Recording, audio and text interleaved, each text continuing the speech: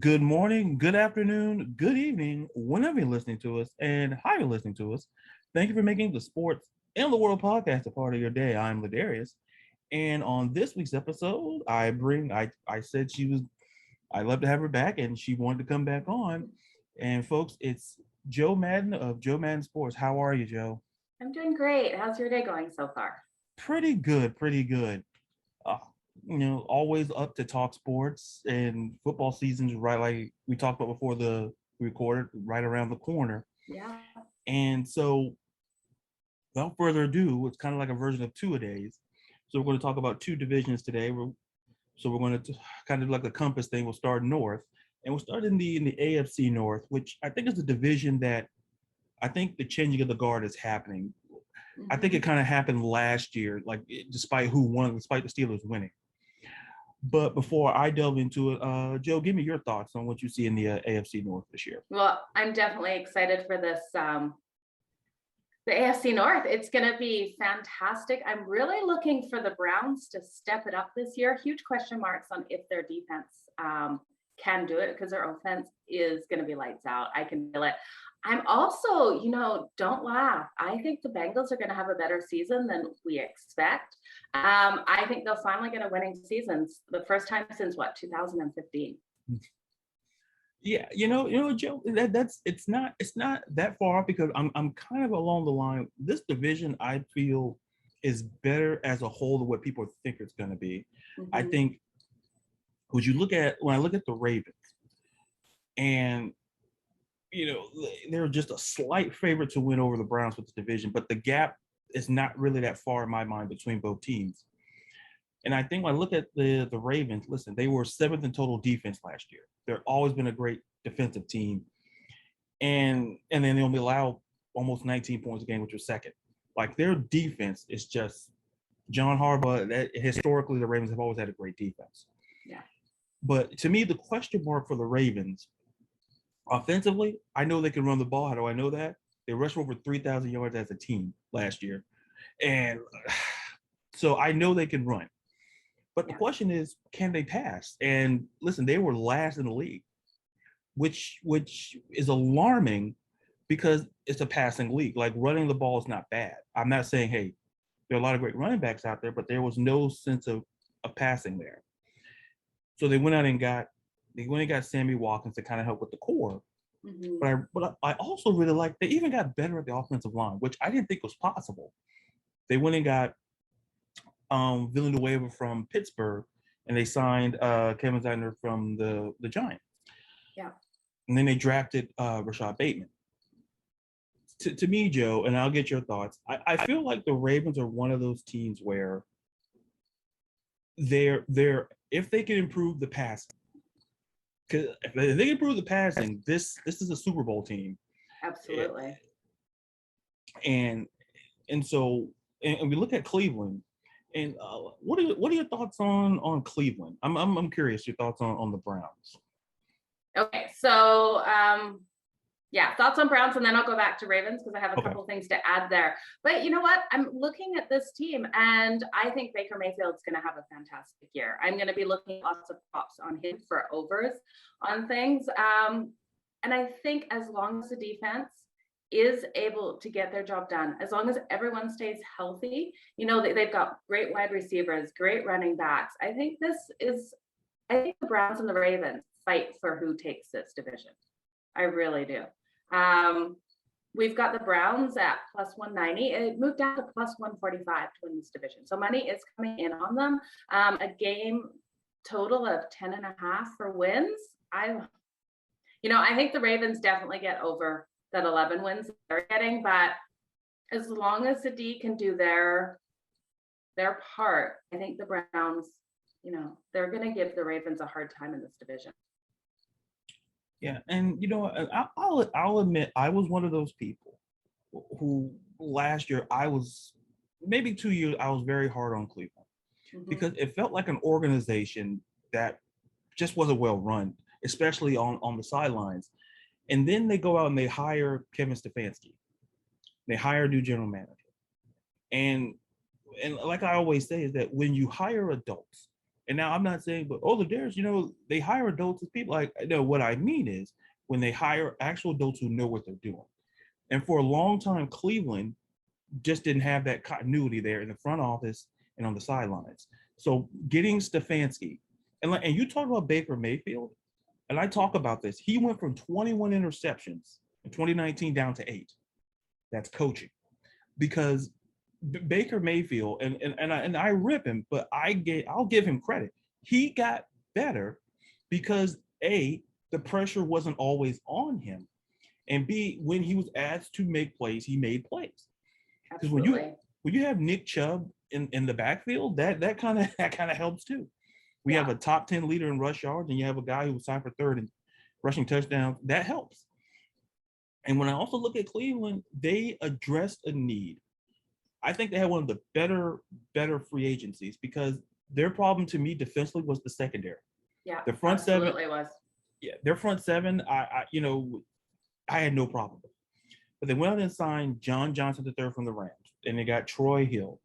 They went and got even like Jadeveon Clowney. But to be clear, the Jadeveon Clowney, if they get the Jadeveon Clowney that was maybe the 2017, 2018 version of Jadeveon Clowney, who had 18.5 sacks in those 2 years, that's a home run signing. And then you get Malik Jackson on the line. So they got better in their needs. Because I know in the Monday night game, when they played the Ravens, like Lamar Jackson was just slinging the ball. And I'm like, he's not, I'm not saying he's not supposed to do that, but it felt odd. So, and then they also went and drafted Greg Newsome, a corner, and they drafted Jeremiah Owusu-Koramoah, a linebacker. They got better. And to me, Joe, and to me, Joe, what I like about Cleveland, it's that, like, this could be a team. Like you say, they're going to definitely push Baltimore. If they can somehow get past Baltimore, and they can somehow maybe win this division, because the gap between the two is not really all that much, in my opinion. This could be a Super Bowl team. And I know people are like, oh, well, listen, I got convinced. I saw last year, like, listen, I'll take it all back. I'll take it all back because especially what I saw from Baker Mayfield, I needed to see he cut down the turnovers. Kevin Stefanski, who's offensive coordinator for the Vikings, he kind of helped Kirk Cousins, and I'm like, Kevin Stefanski can coach, and I think Cleveland has the right coach. They have the right personnel, and you look how loaded they are on offense. OBJ, Jarvis Landry, Austin Hooper. That offensive line is probably a top 3 offensive line in this league. They could listen. I expect it to be close all season between them and the Ravens. And I think we shift gears and talk about the Steelers, because sure, they were 12-4. Sure, absolutely. But they didn't look like a 12-4 team. Like especially on the back end of the season, they didn't. It makes you speechless, because like, these are the Steelers. They're supposed to be good, and like, they're 12-4 is good. But before I throw it to you, Joe, what I will say is this about Pittsburgh. It is that they've had 17 straight non-losing seasons. They don't, like, we could talk about, like, they somehow pull it together. And I think this year will be their true test for Mike Tomlin this year. And what are your thoughts on the Steelers this year? Okay, so we've got Big Ben back. We all know that. And he is surrounded by some elite up-and-coming talent.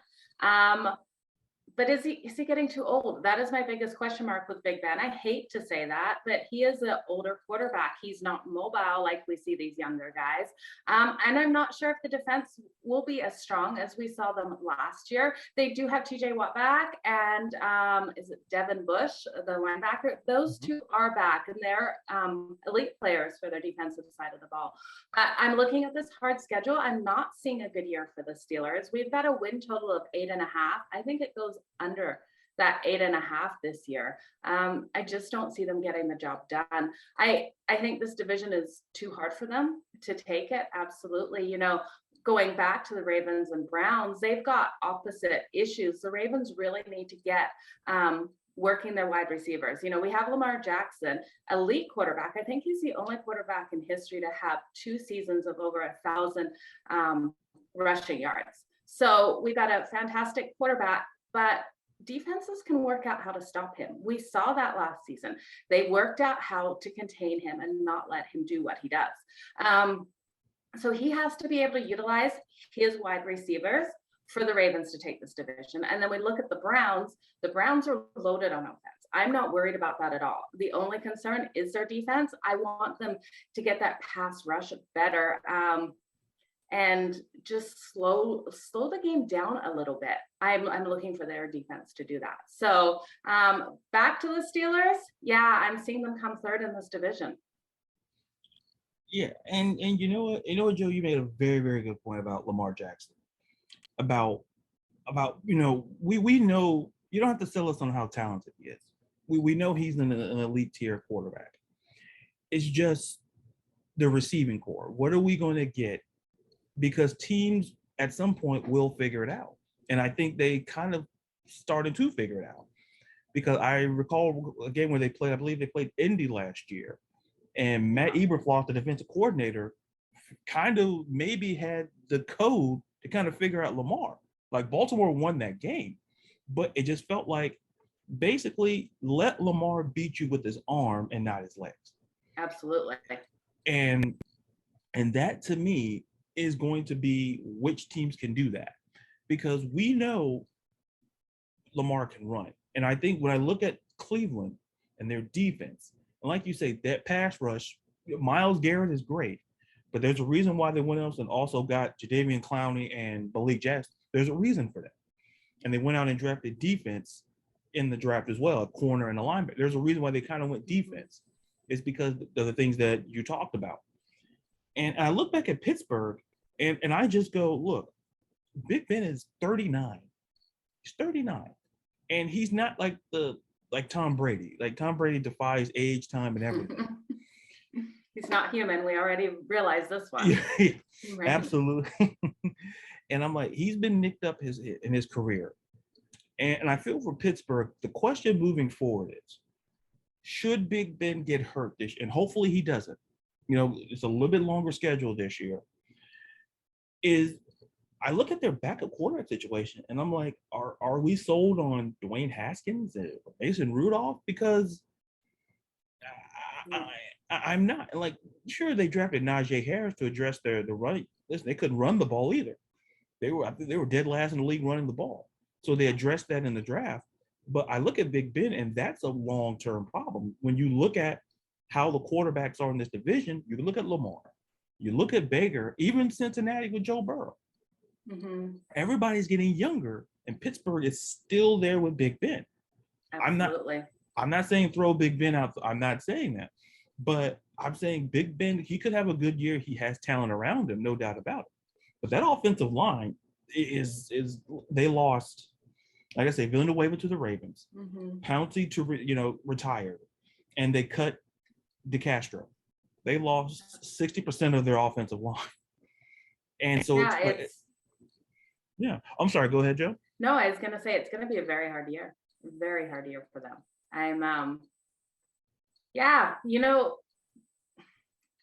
What do you think about the Bengals? Let's talk about the Bengals, because I really want to talk about these Bengals. We got Joe Burrow's back. Who did they pick up? They picked up, Penei Sewell. Yeah. For the offensive line. Now, this kid is out of Oregon. I wanted my Chargers to take him. I think he is going to be a household name. I think everyone's going to know him. I think he's going to make a difference right away in their passing and their run game. I think the Bengals could pull something out this year. Not win this division, not even... No, I think Steelers is still going to beat them, but I think they're going to have a better season than any of us expect. I really hope so. I think Joe Burrow needs that confidence. As long as he has it, he's healthy, he's back. Mindset, though, is hard for these young quarterbacks, especially him coming off last season, playing 4 games, getting injured, going out for the rest. Mm-hmm. I guess my hopes for them to do good this season is maybe a little bit higher than will they, but I hope they get at least a winning record. Yeah, and they drafted Jamar Chase because Yes. and the thing is, what's interesting here is with Cincinnati, because I'm kind of along those lines with you, because they went out and they went out and spent more than $39 million on guaranteed money, and they went and it was worth more than $119 million. That was on defense primarily. They got like Trey Hendrickson, who was third in sacks last year. They went and got better at the secondary. They went out and they went all in on defense because it feels like for Zach Taylor, it's a situation where you're following a guy in Marvin Lewis who, however you feel about Marvin Lewis, I know how I feel. I went on a tangent about it. I won't do it again. Because I'll give the short abridged version. Simply put, Marvin Lewis held on to that job maybe 3-4 years longer than he should have been. And that's just I don't run I'm not the Brown. I don't run I may have the same last name as the team that runs it, but they're not associated with me. He would have been gone maybe 4 years before.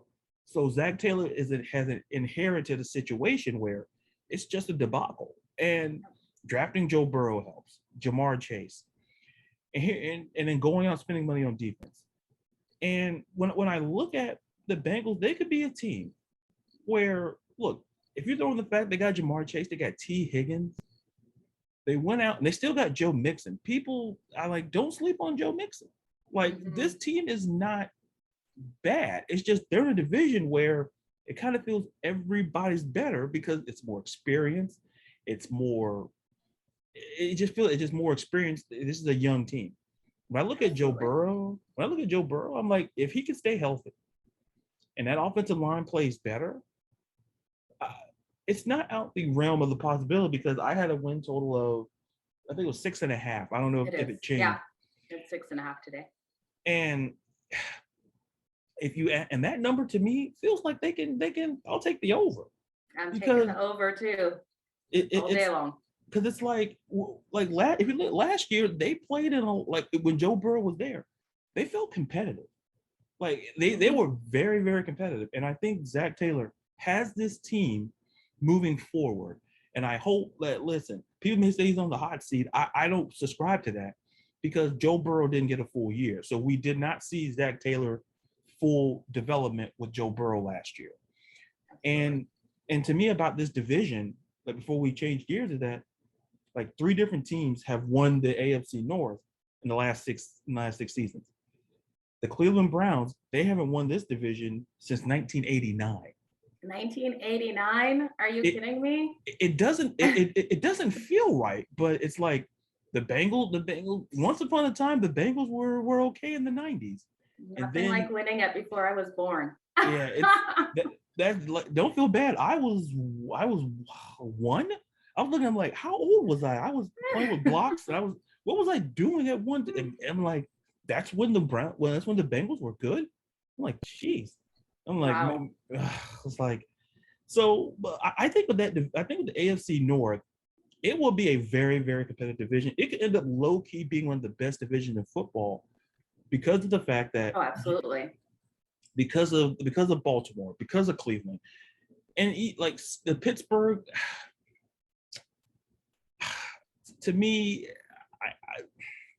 Mike Tomlin has to pull a rabbit out of his hat this year because to me, when you lose your offensive line primarily, you go out, you lose Bud Dupree, by the way, to the Titans, one of your better edge players. You lose 2 corners and Nelson and Hilton. You still got Mika Fitzpatrick, and that's great. Yeah. But at some point, you're throwing guys out. You still have T.J. Watt, and you still have Devin Bush. But the question is, look at these teams in the division that are ahead of you. Look at it's based on pure talent. Baltimore and Cleveland, it feels like there's a gap in that division from 1 to 2 and Pittsburgh 3, and there's a gap between 3 and 4. But with Cincinnati, it feels like it's just they're young. And absolutely. And they went out and, like I said, got Hendrickson. So hopefully defensively, if they can get better defensively, I'm not saying Bengals to the Super Bowl. I'm not saying that. I'm No. not that. I'm not that. I may be That'd be deluded. a big risk. Or plus 2,500 to even take this division. So Super Bowl, I Exactly. can even imagine what that would be. I think with the Steelers, though, if Big Ben can stay healthy, like I said, he is surrounded by young, elite playmakers coming up, right? And I don't know. I think if Ben can stay healthy the next 2 seasons, I think next season would be a stronger year for them to contend to take this division. I just don't see it this year. I really don't. And with Ben getting up there, it scares me. It really does.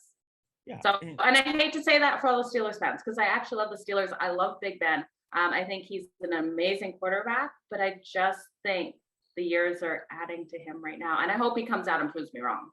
So, Big Ben, if you're listening, come prove me wrong. Right. Yeah. And Big Ben, if you're listening, stay healthy.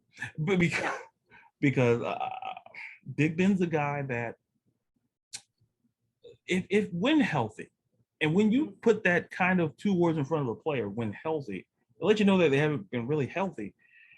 If Big Ben can stay healthy, that offensive line has to step up. They have to depend on the running game. And to me, they got Kalen Ballage. They signed him, to kind of pair with Najee Harris in the backfield. They just got to run the ball, because it felt like they just didn't. It was just always Big Ben slinging it, and they put themselves in unnecessary second and long, third and long situations. And I think with Mike Tomlin, and I think then when you throw in kind of a new offensive system, I think you got to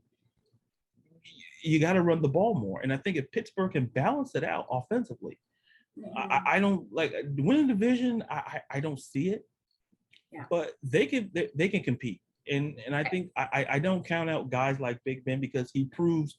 Listen, he can prove us. He can prove me wrong. He's Big Ben. He can do it. But you know what I'd really like to see for the Steelers? I would have liked to see someone stronger under him in the quarterback role. I don't have any belief in Rudolph. I'm going to be honest with you. But we saw Rudolph out there last year, and he looked like a mini Big Ben, just because Big Ben's on the sidelines, and he is so good at coaching these younger quarterbacks. He's definitely something. As a drafted quarterback, you want to be under Big Ben. Like, you want to be under these dynasty quarterbacks. So I just don't feel it out of Rudolph. I don't like, okay, I'm going to say it. I don't like Rudolph. I don't like his attitude. I don't like his cockiness. I think he'll never get to Big Ben's abilities, because I think he's got a chip on his shoulder. Yeah. And the way I feel about Mason Rudolph is that at some point, I think for as long, he's been under Big Ben for a couple of years. And you want to see that. I think Pittsburgh, they want him to be the successor. Yeah. But what's important is that you could want him to be the successor. But the fact of the matter is, we're thinking long term. Do you see Mason Rudolph actually taking over the reins? I can't visualize it, because there's a reason why they went out and got Dwayne Haskins. Because, like, listen, my biggest thing with Dwayne Haskins is commitment. Like, and I said it once, and I'll say it again, is that if Haskins went to a team like a Pittsburgh, who disciplined, structured, you can learn under Big Ben. Like, however people may feel personally about Big Ben, on the field, and he's on that sidelines, he has the earpiece in, he's talking to those guys. That's wisdom. That's Hall of Fame knowledge he's giving onto these quarterbacks. And when I look at Mason Rudolph, I'm not sold on him being the long-term answer. Now, I think Pittsburgh will have to address it. Like this year, it depends on what you see out of Mason Rudolph and Dwayne Haskins. Because if you don't see it, look what teams are doing now. Listen, they'll move up to get quarterbacks. They'll make a move, and sometimes if you sit where you are, you might get a good quarterback to follow you. So I think if you're Pittsburgh, I know the last quarterback they drafted in the first round was Big Ben, but I think worst case scenario, that to me is one of the biggest question marks. If Big Ben gets hurt, and I hope he doesn't, is Mason Rudolph going to be the guy? Dwayne Haskins going to be and if neither one of those two are the answer, then you have to look next year and be like, well, we have to address because Big Ben's going to be 40. Yeah. So we have to look at it in that perspective. Absolutely.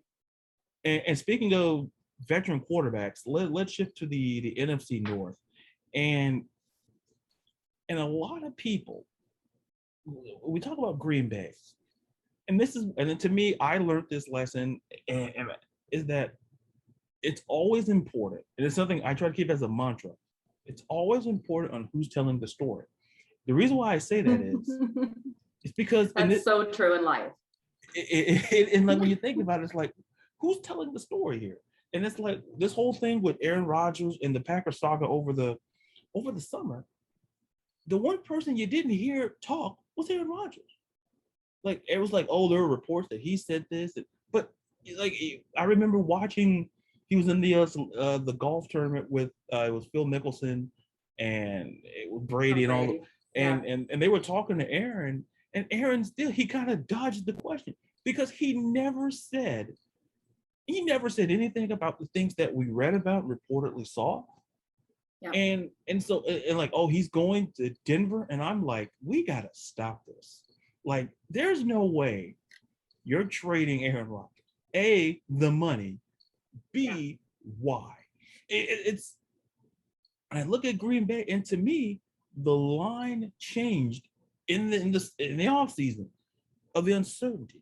Like Green Bay was already kind of favored, but then the gap kind of closed. All of a sudden, Aaron Rodgers said he's going to come back, and then he's going to start week one. Now they're the perennial favorites, and absolutely, and they should be. Yeah, it's one of those things, Joe, that I look at and go, it's always important who's telling the story, because nobody bothered to ask the one guy who it affects, and that's Aaron Rodgers. Yeah. Like it's like he could have problems. Like even if he's not here in Green Bay next year, but this year, like this could be the push. This could be one of those situations where Green Bay, hey, like to be fair, the only thing that stopped them was coaching. Like Matt LaFleur is a good dude. He's going to be a good coach for them. It was terrible calls last year. Absolutely terrible calls. So and you look at Matt LaFleur, especially when in the NFC Championship game, you're like, listen, I'm no John Madden. I'm no Tony Dungy. But coaching kind of impacted that game. We could have having a different conversation instead about Brady.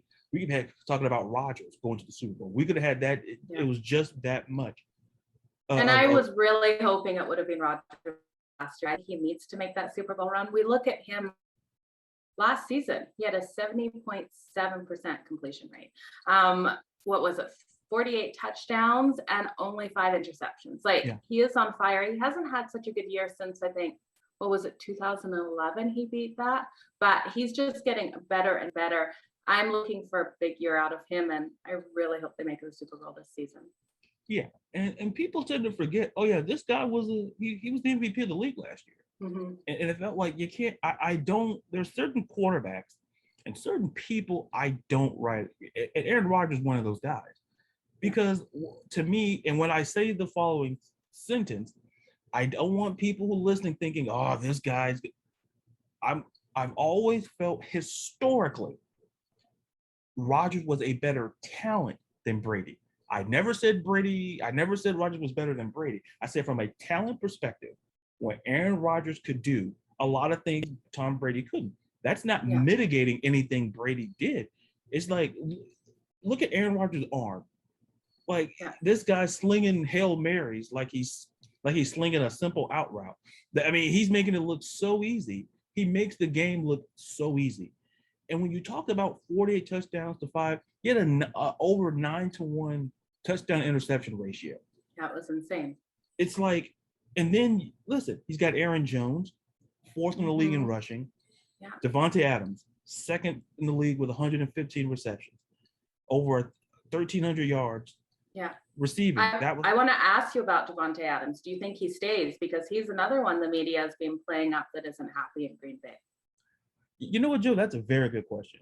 You know, I believe that it's very contingent upon Aaron Rodgers, because if in my mind, if Rodgers goes, I could see a scenario where Devontae Adams not being there, because I think Devontae Adams understands the best chance this team will ever have to win is Aaron Rodgers.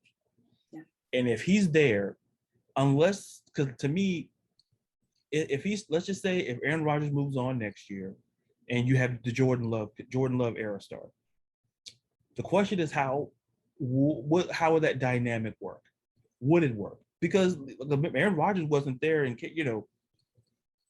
Jordan Love, for whatever you saw. But if Devontae Adams stays, it will be because of Aaron Rodgers.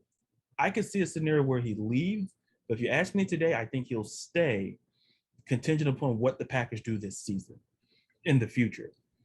Absolutely. And then when I look at Green Bay, to me, they lost their center, Corey Linsley. He went to the Chargers. That to me is a big loss. Anything on the offensive line is a big loss.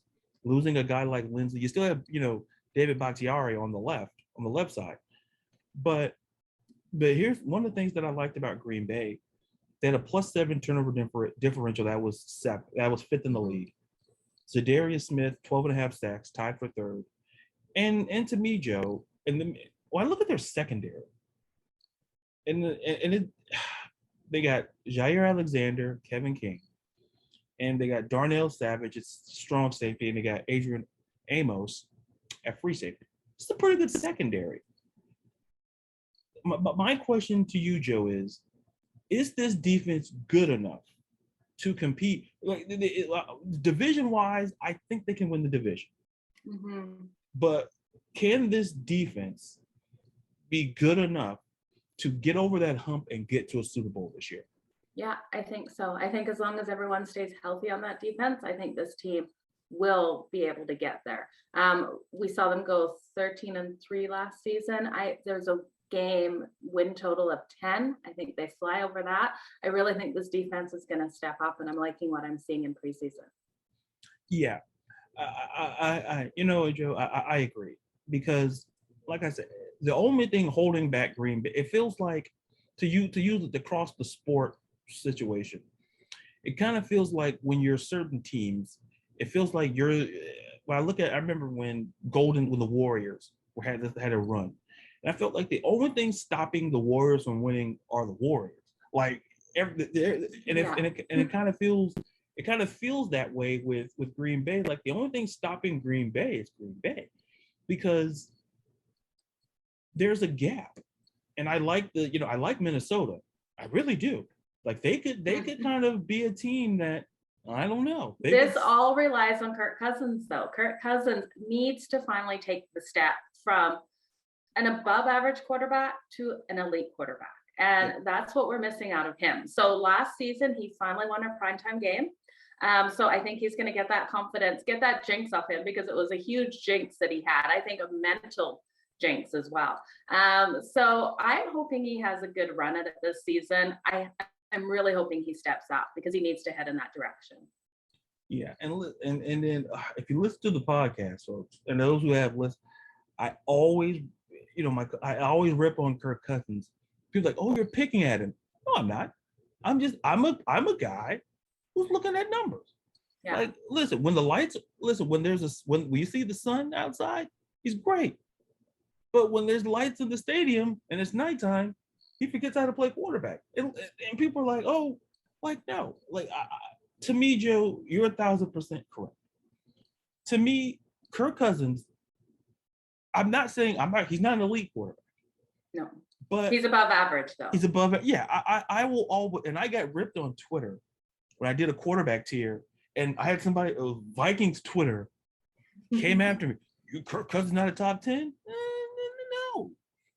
Like, look. I had him in fantasy last year by mistake, and yeah, he did not get me anywhere. So thanks, Kirk Cousins. Right. It's like if I see a person draft, when I did my fantasy draft, whoever drafted Kirk Cousins, I laughed.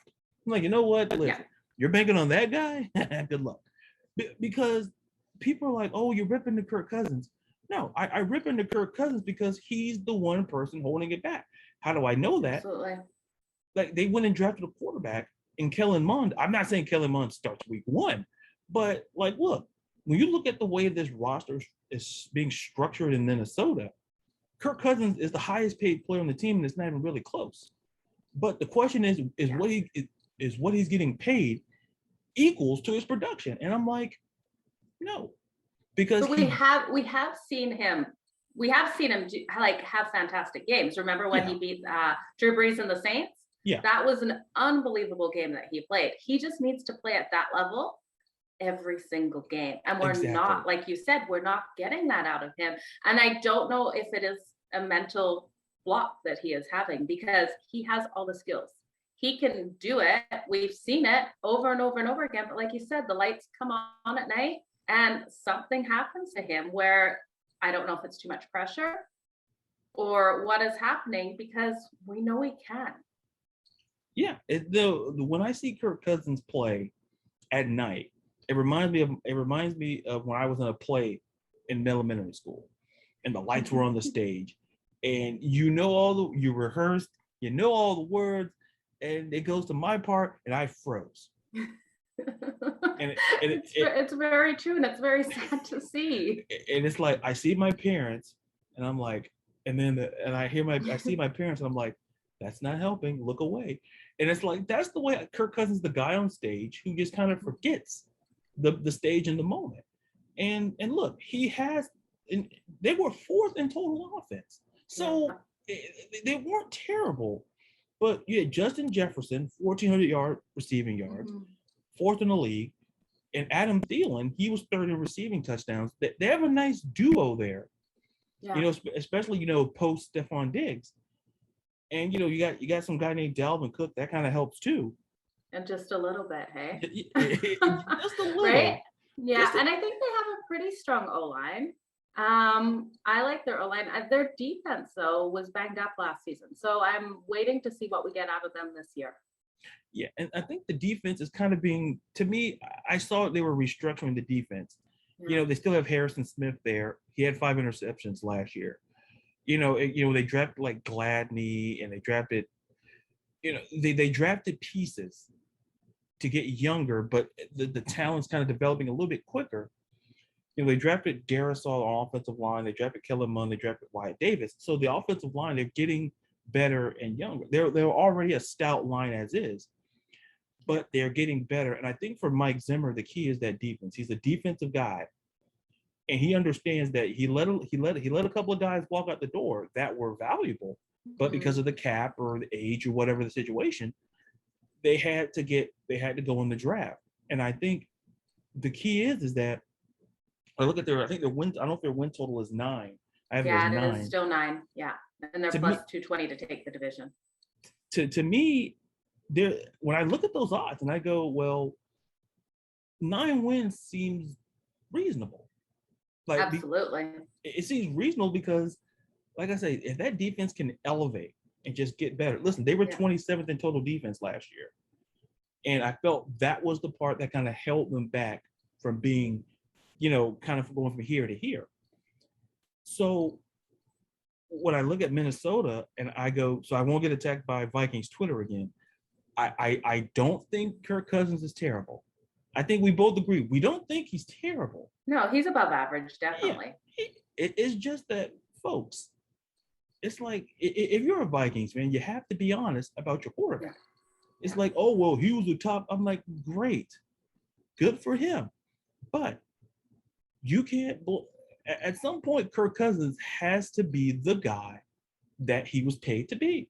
Yeah, because absolutely. And this is his 9th or 10th season. I believe it's his 9th. 9th, yeah. Yeah. And at some point – Wow, Philip, yeah. I'm sorry, go ahead. I was going to say, we all have to look at our quarterbacks and really, see their weaknesses. Because I would have said the same thing about my quarterback for the Chargers for years, Philip Rivers. He just, when the pressure came, when it really counted, he couldn't do it. We had a terrible offensive line, though, but you have to look at your team and you really have to say, these are the areas of weaknesses.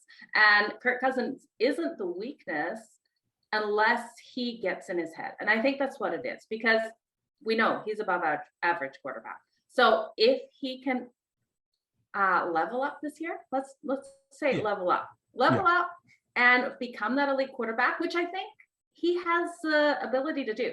We've seen him in these games. We've seen him make unbelievable passes right through the window. We've seen him, run that offense and get them to do exactly what he needs to make these touchdowns. I just want to see it more consistently from him. Yeah, that's exactly it, Joe. It's like when I talk about Kirk Cousins, and I picked on, I said, oh, it's Kirk Cousins. People like, oh, you're like, folks, I pick on Kirk Cousins. And listen, when I did, he had a great, like, folks, when you when you know someone can be better than what they are, you have to kind of take the rose-colored glasses off and kind of see Kirk Cousins for what he is. It's like you reach a point where, listen, Case Keenum was a guy that I think before Kirk Cousins got there, he kind of, it felt like, well, he beat the Saints. People like, oh, so when you look at Kirk Cousins, and I'm not knocking Case Keenum, but the fact of the matter is there's a gap between Case Keenum and Kirk Cousins. Absolutely. So how does it feel that if you're with Kirk Cousins, you feel you should play better than you had with Case Keenum? But it feels like it's kind of like this when it really should be like this. And I think that's the problem. It's going on in Minnesota. But, speaking of things maybe going, wrong, the Bears quarterback situation for years was terrible. And I tell people about Nick Foles. Oh, Nick Foles is going to look. Nick Foles was a one-hit wonder. Nick Foles was the Macarena. All right. He was the Baja. He was the Who Let the Dogs Out. Can you name a second? Can you name a second song they did? That's what I thought. Like I tell people, that's what I thought. Case closed. Nick Foles is a great quarterback, but Trubisky was definitely not the answer. So when Justin Fields, fingers crossed. So what did the Bears do? Matt Nagy, when he saw Justin Fields was still available, kind of that top, 15. He should have gone in the top 4. I think he's going to be the best quarterback coming out of this draft. I really do in the future. Yeah, because here's the thing, and I get this being a Falcon fan. We have this split in our fan base, and I think me and Rachel, Game Day OJ, we're huge Falcon, and I feel that we're on the same page about Justin Fields. It's like we're not saying Justin Fields is terrible. We're not. We have Matt Ryan. So we went and got Kyle Pitts, but I felt that other teams passed. When I look at San Francisco. Listen, to me, and down the road, if we talk about the NFC West, I'll definitely give you my thoughts on that. Because here's the thing, I'm like you. I think it was Trevor Lawrence, and there's Justin Fields. Yeah, exactly. And like that, and to me, but I understand why the Jets went with Zach Wilson. It's system. It's who they go after. I'm not attacking the Jets for passing on Justin Fields. Yeah. But when you look at teams kind of going down the board, it kind of felt when he got when he got after Atlanta, Cincinnati wasn't it. Miami could have been a situation. Would have been very interesting to see what they would have done. But for Justin Fields to kind of fall, and there's always one quarterback every year that we really like that falls. And that year, it was Justin Fields. And that went with Tom Brady too. So I'm looking for Justin Fields to be a next Tom Brady. You look at how he played in Ohio State and what he did for them. How many seasons did they go in the regular season winning everything with Justin Fields? Like, this kid is lights out. He's going to come in there. We've seen him in preseason. He looks comfortable. He doesn't look stressed. He's making some good moves, some good plays. That being said, it still sounds like they'll put Andy Dalton out for week 1, which I'm okay with.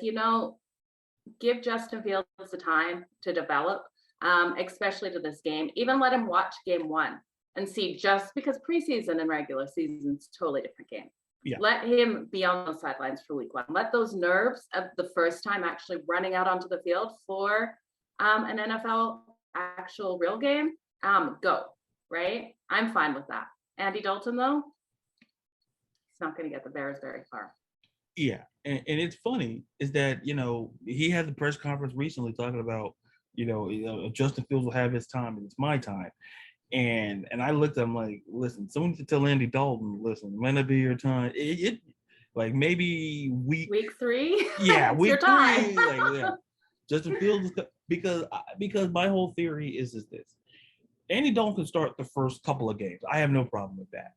But when you watch Justin Fields, if you're Matt Nagy, if you're that coaching staff, how long can you reasonably let him sit on that bench? Because those fans in Chicago will let you know that you drafted Justin Fields. Like like he's right there. And when I look at what Justin Fields can bring, one of the things that I like about Justin Fields is that, I saw him play at Ohio State. One of the things I look at Justin Fields is like, look, he can do what most quarterbacks simply can't. Like, his size, his ability to throw the ball, to be accurate. And to be fair, like, Ohio State didn't have a lot of top tier receivers. Like, they had Chris Olave, but they had a lot of, the receiving core. Like, he made a lot of people look good. Why? Did absolutely. Because Justin Fields is good. And when I look at what the Bears got him, I'm like, look, this is a situation for Chicago where you can't mess this up. You put him in, let him sit a couple of games. Let Andy Dalton feel like sometimes you gotta, how do I phrase it? Soothe people's ego. Like you Yeah. Don't upset Dalton. Yeah, like, so okay. Give him some game time. But I think Ohio State will finally break that stigma that they can't put out quarterbacks that will do well in the NFL. I think this Justin Fields will be the quarterback to do this. I really do think this kid's going to go really far in his career. Yeah, because when I saw Ohio State, and like I say, someone who I do the show with, his feeling about Ohio State, I don't know how to feel about it. He got a little down Ohio State. I'll put it that way. But who doesn't love our Buckeyes? Come on. And like I said, because I ripped Michigan. And listen, folks, I didn't even mean Ohio State Michigan thing, but if you're a Michigan fan, look. You're listening to the wrong show right now, obviously. Like, for the Jim Harbaugh ain't it. Like, I'm just gonna, like, I know we're talking about NFL, but folks, I told you Jim Harbaugh ain't it. Oh, dear, he's gonna bring it. I'm like, folks, he's not the guy. Like, those khakis, hey, it's great. It's great. But listen, the last Michigan coach to beat Ohio State was Brady Hoke. Yeah. Who's Brady Hoke? Absolutely. And like, who's Brady Hoke? And I go, you know what I say? I say exactly.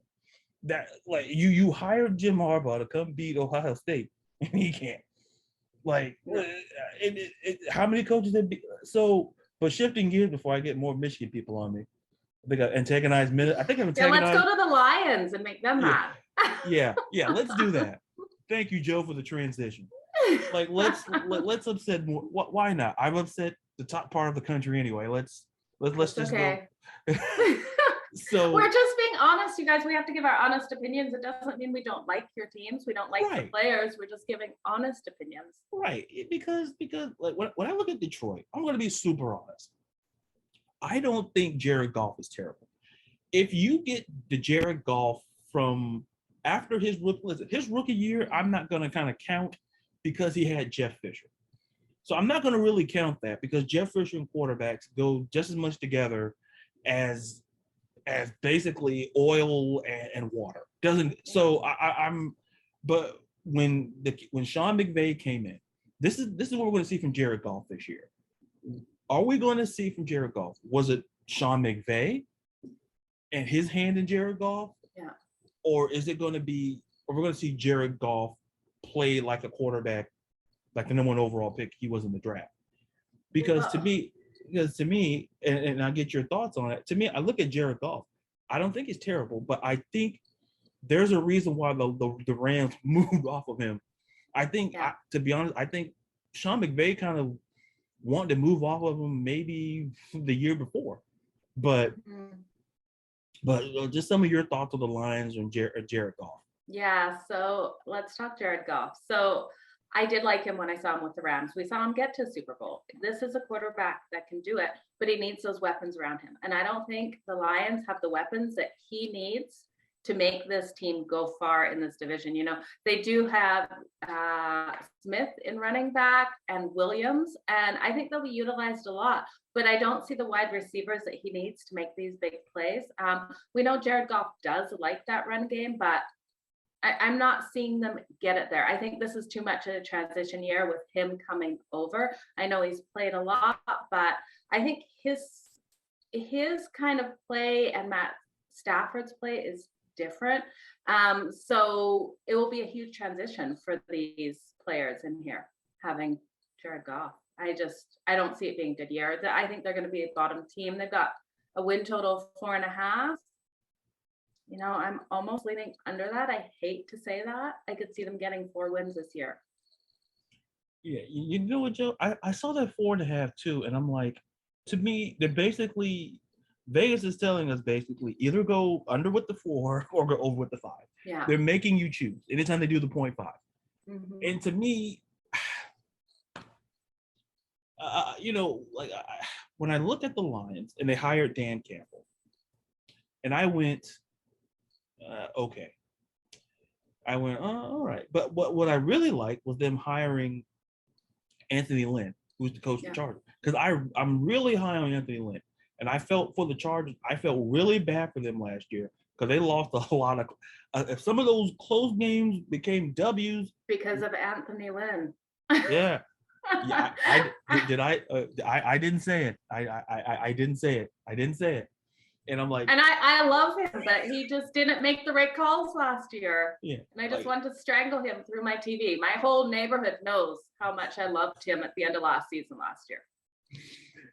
Listen, for the record, I didn't say it for legal reasons, but Anthony. But I do love him. Yeah, like I think when I look at Anthony, like if a lot of those close games could have went the other way. I'll put it in the nicer way. Could have won the win column, but it went in the L column. Okay, but I give that to the Chargers as a whole. You look at us ever since I've been a fan, so many games are by either a field goal or a touchdown. There's not many like huge blowout years, right? Yeah. Where we just get blown out.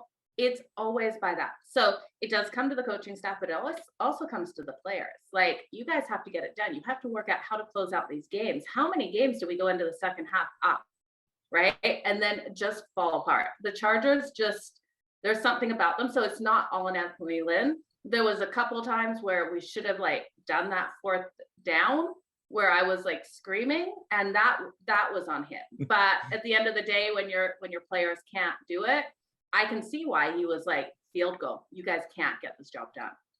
Right. And to me, I think Anthony Lynn was listen, he's the coach and he had to fall on the sword. But when I saw the Chargers play last year, it kind of felt of an amalgamation of what you said. It just felt like a lot of those games just felt close where like it wasn't like they didn't get the doors blown off of them. Like they were always in, I would say maybe 60% of the games they were in, they were always in the game. But when that but more specifically the 4th quarter came around, it just kind of feel that like the wheels were like Legos and it just kind of fell off at the end. And you can always find a way to lose a game. Yeah. It kind of felt I felt with my Falcons last year when we played the Cowboys, where we just forgot how to play special teams. That's and I knew in that I kind of felt in that moment where I said, yeah, this Dan Quinn guy ain't getting it done. Like everybody, because you can tell sometimes when it's coaching and when it's on the players. And in that situation, like you mentioned, certain times you got to look at the players and there's accountability level there. And I think Anthony Lynn, as good as a dude he was, listen, this was a playoff. He's a good coach. But what happens is that when you lose, you got to blame somebody. Yeah. Somebody has to fall on the sword. And Anthony Lynn now is the offensive coordinator in Detroit, which I think was a very, very good move because of the work he did in Buffalo as the offensive coordinator there, especially with running backs. Yeah. And then you have a good one in, DeAndre Swift, and then they went and signed Jamal Williams from Green Bay. Mm-hmm. So when I look at Detroit, it is all about trying to build within the line and spread. Because when they draft Sewell, people thought with the Lions, with that pick, there was no wrong player they could have picked there because they needed everything. Yeah. They needed a receiver. They needed a line. They needed defense. But they went Sewell because Sewell fell on the board. Like I mentioned, certain players just fall on the board and you're getting great value. Yeah. So it's whether they also picked up Patriots Flowers, correct? Yeah, Trey Flowers. Okay. Yeah. That's what I thought. So that will be a great addition to their defense. And the thing is, and they got Jeff Okudah, who they drafted last, so the corner from Ohio State. So when I look at Detroit, they're in a situation where I think they're trying to figure out what can Jared Goff do, because if Jared Goff can be the guy that played maybe the 2 years he was with McVay, the first 2 years, not what we saw last year. If they can get that from him, he's a franchise quarterback. He's not, I think he's like 26, 27. So he's not, we're not talking like how we talked about earlier with Big Ben. We're not talking that gap. Like, you can still make Goff your franchise quarterback.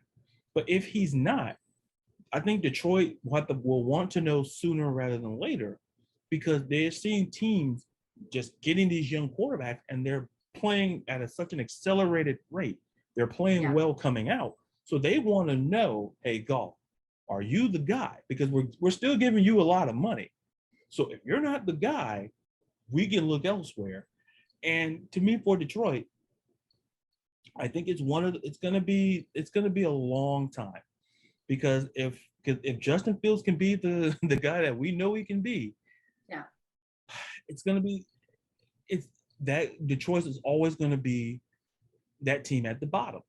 Because absolutely. I think especially once we see Aaron Rodgers leave the Packers and we'll have Love move up there, it will be the Bears and the Packers fighting for this division. I really see that's what's happening. I don't know who is under Kirk Cousins. I'm drawing a blank when I think of his backup quarterback, but I really think the Lions don't have anyone under Jared Goff that I know of. No big names. So future, it's Packers and Bears now, unless the Vikings go out and draft someone absolutely incredible next year. Right. Because the thing is, when I look at the going back to the Viking situation, that's why they went out and drafted Kellen Mond, because of something that I'm looking around and I'm like, why is nobody saying Minnesota needs a quarterback? Because you get caught up in the numbers. But folks, I'm looking at Kirk Cousins. And in Minnesota, they're getting younger. They're getting younger there. And do you want to pay a guy like Kirk Cousins the amount of money that you want to pay him? Because the fact of the matter is, getting Kellen Mond, I believe they got him in the third round, I believe, second or third round. Because they saw a run of quarterbacks getting drafted, like, okay, we got to get Kellen Mond. Because they know that Kirk Cousins, down the road, they're not going to want to pay him that money, especially if he cannot match it.